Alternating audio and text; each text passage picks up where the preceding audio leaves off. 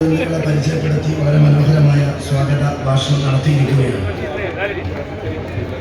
കേരളത്തിന്റെ സ്കൂൾ കലോത്സവം സമാപിക്കുമ്പോൾ മാധ്യമങ്ങൾ മുഴുവനും എഴുതുന്ന ഒരു വാക്കാണ് ഏഷ്യയിലെ ഏറ്റവും വലിയ കലോത്സവത്തിന്റെ തിരശ്ശീല ഭൂമി എന്നാണ് എല്ലാ വർഷവും സമാപിക്കുമ്പോൾ എഴുതാറുള്ളത്. ആ കലോത്സവത്തിന്റെ കാസർഗോഡ് ജില്ലയിലെ കലോത്സവമാണ് ഈശ്വർ ഗ്രാം എന്ന് വിശേഷിപ്പിക്കുന്ന സാംസ്കാരികതയുടെയും കാൽപന്ത് കളിയുടെയും കവികളുടെയും മണ്ണായ മൊഗ്ഗരാനിൽ വെച്ച് ഇന്ന് തുടക്കം കുറിക്കുന്നത്. സത്യത്തിലും ഈ കലോത്സവം ഞങ്ങളുടെ മുമ്പിലേക്ക് എത്തുമ്പോൾ ഒരു ചെറിയ സാങ്കേതിക പ്രശ്നമുണ്ടായിരുന്നു. ഒന്ന്, ജില്ലാ കലോത്സവം എപ്പോഴും എന്നും നന്നായി അതിൻ്റെ ഉത്തരവാദിത്വം ഏറ്റെടുത്ത് നടത്തുന്നത് കാസർഗോഡ് ജില്ലാ പഞ്ചായത്താണ്. ഇപ്രാവശ്യം നമ്മുടെ മുമ്പിൽ ഈ കലോത്സവം എത്തുന്ന സമയത്ത് ഇലക്ഷൻ പ്രഖ്യാപിച്ചു. ഇലക്ഷനിടയിൽ ജില്ലാ പഞ്ചായത്തിൻ്റെ പുതിയ ഭരണസമിതിക്ക് വേണ്ടി കാത്തു നിൽക്കാൻ നമ്മൾ ജനുവരി ഫസ്റ്റ് വീക്കോ സെക്കൻഡ് വീക്കോ ഇത് നടത്താമെന്നുള്ള ഒരു ധാരണയോടുകൂടി സംഘാടക സമിതിയിൽ ചർച്ച നടത്തുകയുണ്ടായി. സംസ്ഥാന കലോത്സവവും പരീക്ഷകളും അധ്യയന വർഷമൊക്കെ അവസാനിക്കുന്ന ഘട്ടത്തിലേക്ക് വരുന്നത് കൊണ്ട് ഇതിനിടയിൽ ഈ പറയുന്ന ഇന്നത്തെ ഡിസംബർ ഈ അവസാന വാരത്തിൽ തന്നെ നിർബന്ധമായി നടത്തേണ്ട ഒരു സാഹചര്യമുണ്ടായി. ഓഫ് സ്റ്റേജ് മത്സരങ്ങളൊക്കെ ആ തെരഞ്ഞെടുപ്പ് ചൂടിനിടയിൽ തന്നെ നമ്മുടെ ഇതേ സ്ഥലത്ത് വെച്ച് നടക്കുകയുണ്ടായി. നമ്മളെ സംബന്ധിച്ചിടത്തോളം ഈ കലോത്സവം മൊഗ്ഗരാൻ എന്ന് പറയുന്ന ഈ പ്രദേശം സാംസ്കാരിക മേഖലയിലും സാഹിത്യ മേഖലയിലും കവികളിലൊക്കെ ഏറെ സമ്പന്നം നിറഞ്ഞു നിൽക്കുന്നൊരു മണ്ണാണ്. മൊഗ്ഗരാൻ ഈ ഒരു കലോത്സവം നടക്കുമ്പോൾ ഇങ്ങനെയുള്ള വലിയ ടെക്നിക്കൽ പ്രയാസങ്ങൾക്കിടയിലും ഒരു വിശ്വാസം മൊഗ്ഗരാനിൽ ഈ കലോത്സവം ഏറ്റെടുത്താൽ എല്ലാ കുറവുകളും നികത്തിക്കൊണ്ട് ഏറ്റവും മികച്ചൊരു കലോത്സവമാക്കി മാറ്റുമെന്നുള്ള ശുഭാപ്തി വിശ്വാസവും ആത്മവിശ്വാസവും ഞങ്ങളിൽ ഉണ്ടായിരുന്നു. പുതിയ ജില്ലാ പഞ്ചായത്തിൻ്റെ പ്രസിഡന്റായി 27-ാം തീയതി ഉത്തരവാദിത്തം ഏറ്റെടുത്ത സാബു അബ്രഹാം ആ ഉത്തരവാദിത്തം ഏറ്റെടുത്ത നിമിഷത്തിന് ശേഷം ഇതിൻ്റെ സംഘാടക സമിതി ചെയർമാനായി നിൽക്കുന്ന MLA എന്ന നിലയ്ക്ക് ഞങ്ങളുമായി ആ നിമിഷം മുതൽ ഇന്നലെ പാതിരാത്രിയും ഇന്ന് രാവിലെ അടക്കം ഇതിൻ്റെ ഓരോ പ്രവർത്തനങ്ങൾക്കും ജില്ലാ പഞ്ചായത്തിൻ്റെ പുതിയ സാൽവികൾ നേതൃത്വം കൊടുത്തുകൊണ്ടിരിക്കുകയാണ്.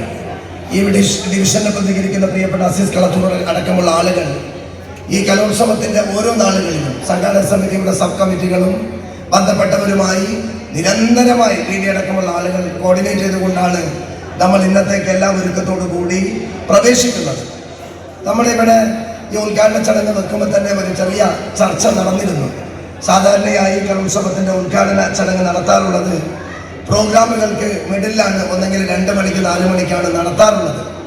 നമ്മളിത് അറിയാം, രാവിലെ ആകുമ്പോൾ ഓഡിയൻസിൻ്റെ കുറവുണ്ടാകുമെന്ന് അറിഞ്ഞിട്ടും പ്രോഗ്രാമുകൾക്ക് ഒരിക്കലും താളം തെറ്റരുത് എന്ന സതുദ്ദേശത്തോടു കൂടിയാണ് 9 മണിക്ക് തന്നെ ഇത് നടത്തണമെന്നുള്ള ഒരു ധാരണയിലെത്തുകയും MP പറഞ്ഞതിൻ്റെ അടിസ്ഥാനത്തിലാണ് പിന്നീട് നമ്മൾ 10 മണിക്കെങ്കിലും നടത്താമെന്നുള്ള ഒരു തീരുമാനത്തിലെത്തിയത്. കാരണം നമ്മളെ സംബന്ധിച്ചിടത്തോളം ഉദ്ഘാടനത്തെക്കാളും സമാപന സമ്മേളനത്തെക്കാളും നമ്മൾ ഇമ്പോർട്ടൻസ് കൊടുത്തത് കൃത്യസമയത്ത് കുട്ടികളുടെ ഇനം നടത്തിയ ഏറ്റവും മനോഹരമായ കാസർഗോഡ് ജില്ലയിലെ കലോത്സവത്തിൻ്റെ ഓർമ്മകളിൽ എന്നും കത്തിച്ചൊലിച്ച് നിൽക്കുന്ന നമ്മുടെ ഏറ്റവും മികച്ചൊരു അടയാളമായി ഈ റവന്യൂ കലോത്സവം രേഖപ്പെടുത്തണമെന്ന സന്ദേശത്തോടു കൂടിയാണ് ഇന്നത്തെ ഉദ്ഘാടന സെഷനടക്കം സാധാരണ ജില്ലാ കലോത്സവങ്ങളിൽ ആരും ധൈര്യപ്പെടാത്ത രീതിയിൽ ഇന്ന് അതിൻ്റെ തുടക്കം 10 മണിക്ക് തന്നെ നമ്മൾ നടത്താൻ തീരുമാനിച്ചത്. ഞാൻ ദീർഘിപ്പിക്കുന്നില്ല. ഈ പ്രദേശത്തെ സംബന്ധിച്ചിടത്തോളം മൊഗ്ഗരാൻ എന്ന് പറയുന്ന ഈ പ്രദേശത്ത് ജില്ലാ കലോത്സവം നടക്കുമ്പോൾ സാവുക്കാർ കുഞ്ഞി ഫക്കീർ പോലെയുള്ള ബാലം ഫക്കീർ പോലെയുള്ള നടുത്തോപ്പിൽ അബ്ദുല്ല അഹമ്മദ് ഇസ്മായിൽ അടക്കമുള്ള നടുത്തോപ്പിൽ മൊമ്മനി മൗലവി, നടുത്തോപ്പിൽ കുഞ്ഞായിഷ AK അബ്ദുൽ ഖാദറിനെ പോലെയുള്ള 50ഓളം കവികൾക്ക് ജന്മം നൽകിയ ഒരു മണ്ണാണ് മൊഗ്ഗരാൻ. ആ നാട്ടിലാണ് ഇന്ന് ഇത്രയും വലിയൊരു കലോത്സവത്തിന് തിരിതെളിയുന്നത്. അതോടൊപ്പം മറ്റനേകം മേഖലയിൽ ഈ മൊഗ്ഗരാനിൻ്റെ നാമം ലോകത്തിൻ്റെ നെറുകയിലേക്ക് എത്തിച്ച വ്യക്തിത്വങ്ങളെയും ഓർക്കാതിരിക്കാൻ കഴിയില്ല. പ്രൊഫസർ PCM കുഞ്ഞി സന്തോഷ് ട്രോഫിയിൽ കേരളത്തിന് വേണ്ടി കൂട്ടണിഞ്ഞ മൊഗ്ഗരാനിൻ്റെ പ്രതിഭയായിരുന്നു. പ്രിയപ്പെട്ട കുത്തിരിപ്പ് മുഹമ്മദ് ഈ കാൽപന്ത് കളിയിലെ ഓരോരുത്തർക്കും സ്നേഹപൂർവ്വം ഓർക്കുന്ന മൊഗ്ഗരാനിൻ്റെ ഫുട്ബോൾ ആചാര്യനാണ്.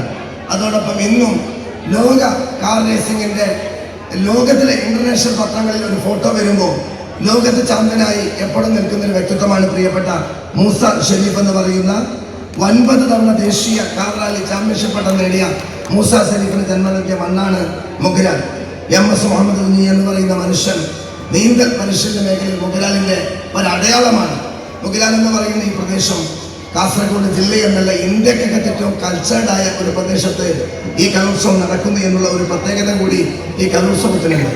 അതോടൊപ്പം തീർച്ചയായും ഈ കലോത്സവം അത്യുജ്വലമായി ഏറ്റവും മികച്ചൊരു കലോത്സവമായി ഇന്ന് തുടങ്ങി സമാപിക്കുന്നവർക്ക് നമുക്കൊരു ടീമായി ഇതിനെ വിജയിപ്പിക്കാമെന്ന് മാത്രം സംഘാടക സമിതി ചെയർമാൻമാർക്ക് എല്ലാവരോടും അഭ്യർത്ഥിച്ചുകൊണ്ട് വളരെ മനോഹരമായി ഇതിന്റെ തുടക്കത്തിൽ തന്നെ നമ്മുടെ ടീച്ചേഴ്സിന്റെ ഈ നാടിന്റെ കലയും സാംസ്കാരികതയും എല്ലാം കോർത്തിണക്കിക്കൊണ്ട് വളരെ മനോഹരമായ ഒരു സ്വാഗത ഗാനമാണ് നമ്മളെല്ലാവരും കേട്ടത്. അത് മനോഹരമായി ഒരുക്കി അതിന്റെ സാരഥികളെ പ്രത്യേകം അഭിനന്ദിക്കുന്നു. ഒരിക്കൽ കൂടി എല്ലാവർക്കും അഭിവാദ്യങ്ങൾ നേർന്നുകൊണ്ട് മുഗ്രാലിൽ വെച്ച് നടക്കുന്ന പലപ്പോഴും ജില്ലാ കലോത്സവത്തിൽ MLA ആയതിനു ശേഷം ഓരോ കലോത്സവത്തിലും ഞാൻ പങ്കെടുക്കുമ്പോൾ കലോത്സവത്തിൽ എൻ്റെ ആശംസാ പ്രസംഗത്തിൽ ഞാൻ പിന്നെ ഒരു റിക്വസ്റ്റ് ജില്ലാ പഞ്ചായത്ത് പ്രസിഡന്റ് ബേബി എച്ചോട് വെക്കാറുണ്ടായിരുന്നു. ഒരു പ്രാവശ്യം എൻ്റെ മഞ്ചേശ്വരം മണ്ഡലത്തിലേക്ക് കലോത്സവം നൽകണമെന്നുള്ളത് MLA ആയി ആദ്യ വർഷം നടന്ന കലോത്സവത്തിലുള്ള എൻ്റെ റിക്വസ്റ്റ് ആയിരുന്നു. പലപ്പോഴും പല കാരണങ്ങൾ കൊണ്ട് അത് ലഭിച്ചില്ല. ഇപ്രാവശ്യവും കലോത്സവത്തിന്റെ അവസാന നിമിഷം അത് കുണ്ടൻകുടിയിലാണ് പിന്നെ തീരുമാനിക്കപ്പെട്ടത്. എന്തോ മഞ്ചേശ്വരക്കാരുടെയും മൊഗ്രാലുകാരുടെയും ഒരു ഭാഗ്യമാണ്. അത് അവസാനം വന്നെത്തി മുഗ്രാലിൽ തന്നെ നമ്മുടെ കൈകളിലേക്ക് എത്തി. നമ്മൾ എന്തായാലും 31-ാം തീയതി ഈ പിന്നെ കലോത്സവത്തിന്റെ തിരശ്ശീല വീഴുമ്പോൾ കാസർഗോഡും കേരളവും വിലയിരുത്തും. ഈ സംസ്ഥാനത്ത് നടന്ന ഏറ്റവും മികച്ച കലോത്സവം അത് മൊഗ്രാലിന്റെ കലോത്സവം എന്ന ചരിത്രത്തിൽ രേഖപ്പെടുത്തുന്ന ഒരു കലോത്സവമായി നമ്മൾ മാറണം. അതിനു വേണ്ടിയുള്ള പ്രയാണത്തിലാണ്. എൻ്റെ വാക്കുകൾ അവസാനിപ്പിക്കുന്നു. ജയ് ഹിന്ദ്.